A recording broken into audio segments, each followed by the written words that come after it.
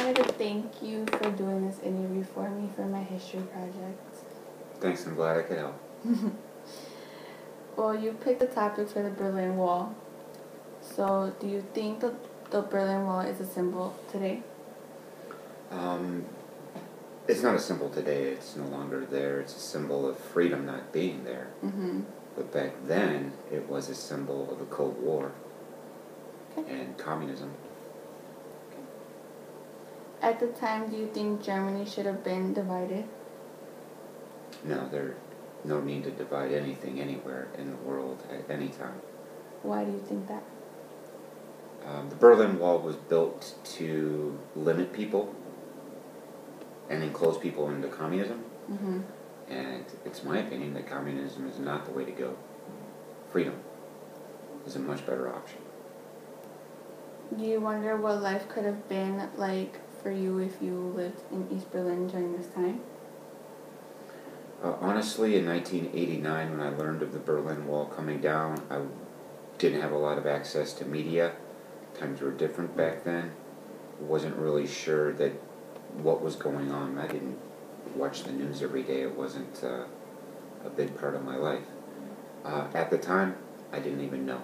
It wasn't until after the falling of the Berlin Wall that I realized how serious the problems were there. How did you feel about the... Okay, that's one word there. Reunification. Reunification. Did it affect you in any way? It had no effect on me. I was on the other side of the world when all this happened. Mm-hmm. I think it's an awesome thing when anybody has freedom.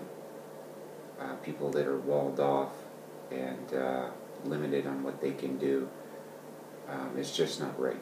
And obviously the rest of the world, or most of the world, feels that way. And that's why we put so much effort to insisting that the wall come down and fighting the arms race in Berlin at the time. Do you think about the Russians preventing people of the East War from escaping the West Berlin? How do you feel about that? Again, any time someone is held against their will and not given a choice, that's wrong. So the Russians, they killed, I believe, 136 people during the time that the Berlin Wall was up, even though 500 tried to escape. Of course, it's wrong. Looking back, can you tell me how this historical event affected you? Yeah, like I said before, I didn't really watch a lot of news and didn't really pay attention to what was going on around the world. Our access to media in the 80s was a lot less than it is today.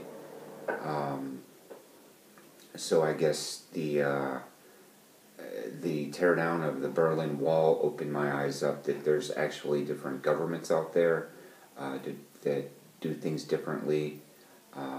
Not every country is like the United States or free countries. So there are some countries that are actually holding their people back and limiting their growth.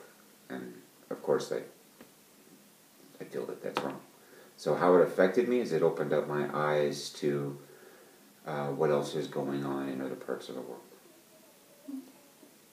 Thank you for doing this interview.